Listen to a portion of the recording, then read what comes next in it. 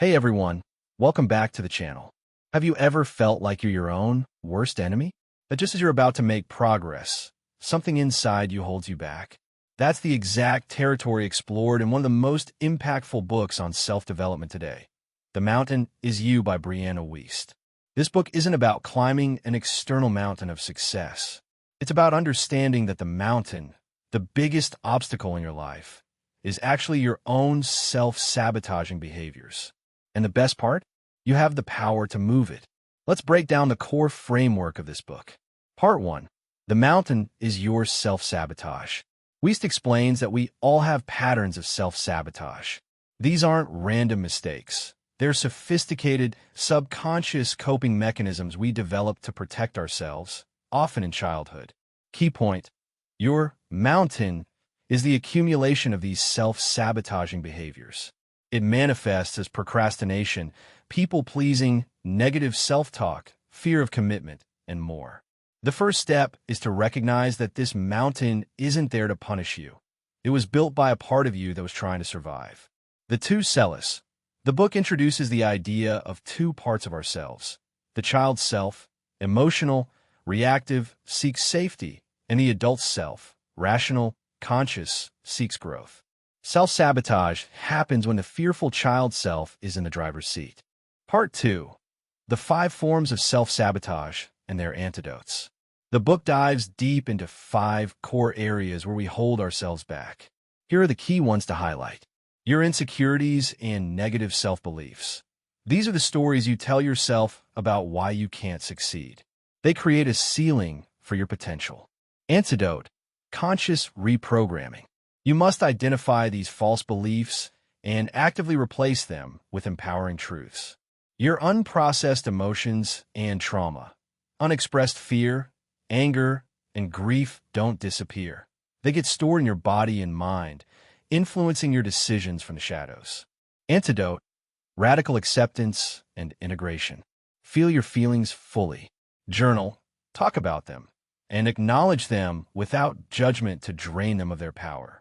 Your comfort zone and fear of the unknown. Your brain is wired to see change as a threat. Staying in a bad but familiar situation often feels safer than stepping into an unknown but potentially better one. Antidote: build a new comfort zone. Take small, consistent steps towards your fear. Each small step builds evidence for your brain that you are capable of handling the new. Part 3. How to become the person who moves the mountain. This is the empowering part. Wiest provides a blueprint for not just climbing the mountain, but for transforming it. Key concept 1. Conscious inconvenience. Growth doesn't happen when we're comfortable. You must willingly choose the inconvenient path, the difficult conversation, the extra hour of work, saying no to something that doesn't serve you, to build a new life. Key concept 2. Building a new identity.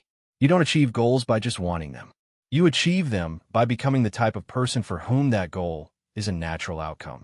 Ask yourself, what would a confident, successful, and disciplined person do in this situation?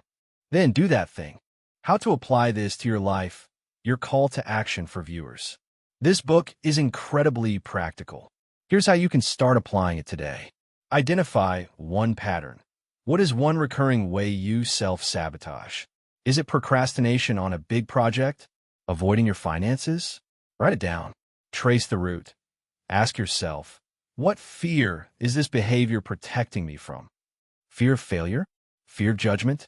Fear of the responsibility of success? Be honest. Practice one conscious inconvenience. Tomorrow, do one thing your future self will thank you for, even if it's small. Wake up 15 minutes earlier, go for that walk, or finally send that email you've been avoiding. The ultimate message of The Mountain is You is that you are both the problem and the solution. The very things holding you back are the raw materials for your transformation. By understanding and healing the parts of yourself that are scared, you don't just climb the mountain. You become the force that can move it. Ultra. If this summary hit home for you, I cannot recommend reading the full book enough. It's a book you'll likely return to again and again. If this video added value, please give it a thumbs up and subscribe for more book summaries. Let me know in the comments, what does your mountain look like right now? Thanks for watching, and remember, The power